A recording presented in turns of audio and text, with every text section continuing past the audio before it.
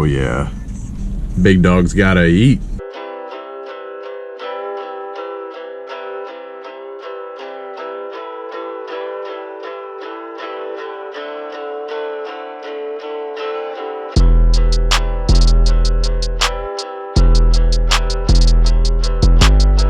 If I look like some kind of early STEM human, it's because I've had a very rough last 34 hours. Yesterday, Mike and Brooke kidnapped me, we went for a hike out in Shenandoah called Trefoot Mountain. Yeah, this is like probably the most rocks, wouldn't you say? Something like that?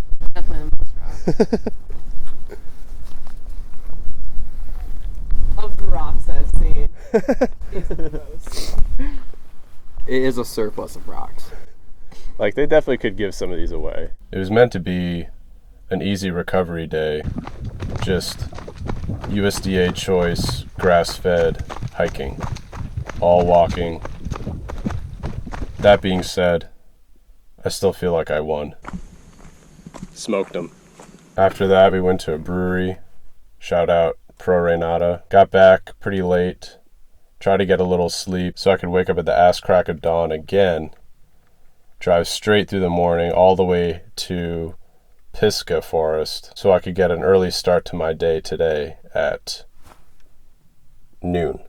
Today I'm starting from the Pressley Cove trailhead. I'll be hiking up Pressley Cove to Pressley Gap Ridgeline, taking that north towards Black Mountain, break right onto another ridgeline and follow it just about as far as it goes.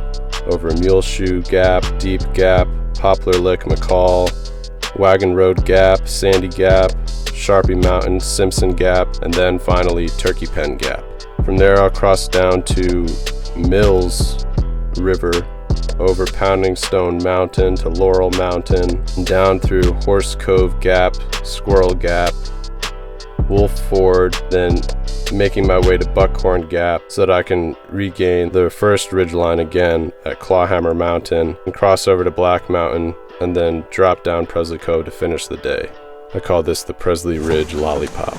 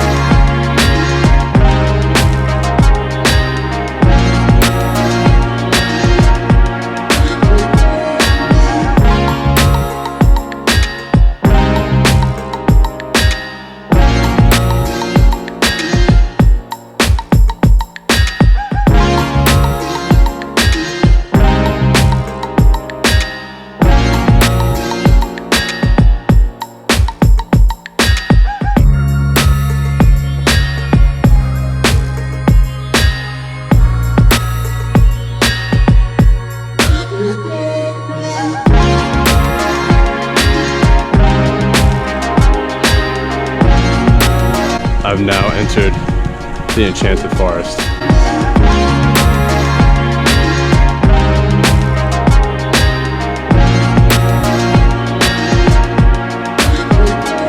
I'm in Wagon Road Gap, and I'm actually going to cut this lollipop a bit short at Big Cove and skip Turkey Pen.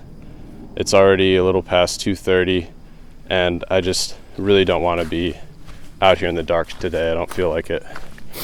So, in light of that change, I'm now calling this the Little Pressley Ridge Loop. Now, I'll admit, I'm never usually very afraid of bears, but as I was merging onto this Big Cove trail, excuse me, there was a sign that said Bear Sanctuary. Now, something about that juxtaposition of words I just really don't like.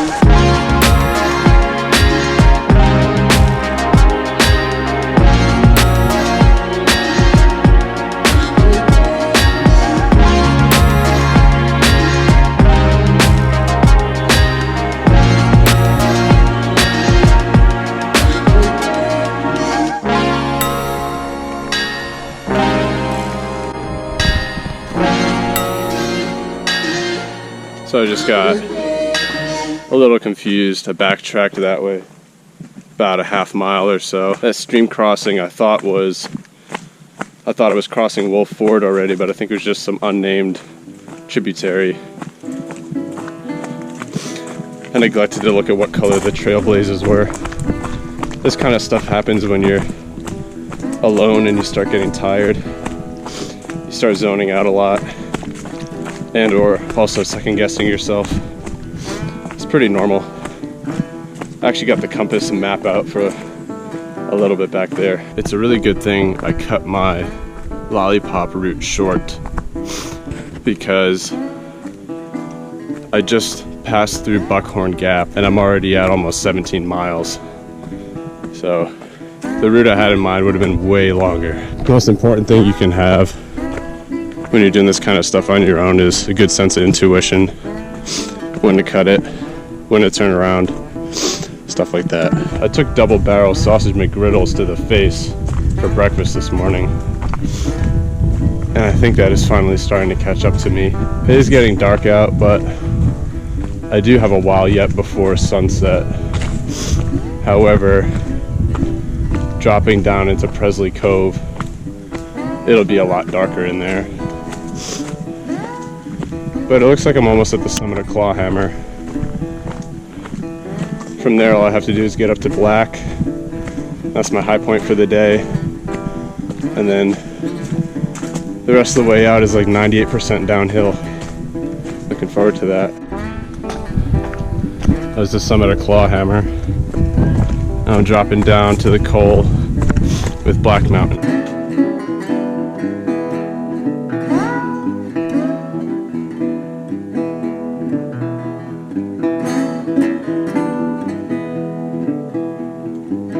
So it's the next morning.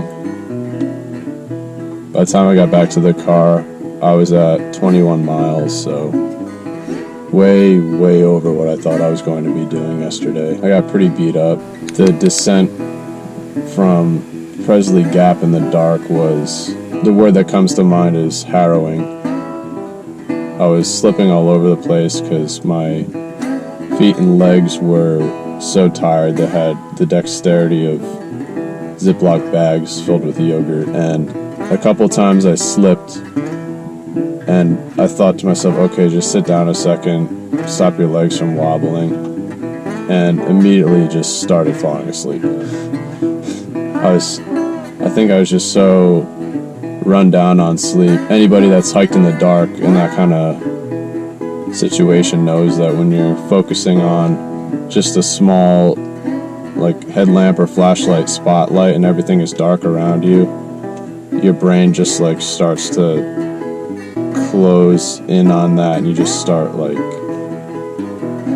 falling asleep. It's really hard not to. I thought the rests were helping a bit. 15 minutes later or so, and I sat down, I was like, okay, another 2 minutes. I think 30 seconds later I woke myself up because I dropped my flashlight on the ground. That was it for the brakes. Got back to the car. Of course, I also completely messed up my electrolyte balance yesterday, so couldn't eat or drink anything. I tried just nibbling on some crackers and salami. I probably had 4 crackers and like 6 pieces of salami, and within 20 minutes, just Jackson Pollocked that all over the ground next to the car. And then miraculously this morning, my stomach kind of stabilized. I was able to get down to Mountain House, freeze-dried meal, the one that I tried to cook last night and eat, but couldn't. And got that down, but I definitely didn't look like the happy, smiling people pictured on the package. I'm not sure I'll ever do that big loop I envisioned originally. I'm sure it must be about 30 miles or so, and then I would have to do the section up from Wolf Ford all the way to Buckhorn Gap was just very, very tedious. Yesterday was very outlaw, and my body paid for it.